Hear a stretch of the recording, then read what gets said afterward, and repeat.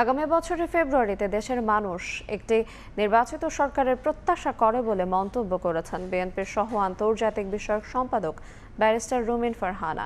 এ সময় তিনি বলেন, দেশের মানুষ ভোট দিয়ে বিএনপিকে সরকার হিসেবে নির্বাচিত করবে।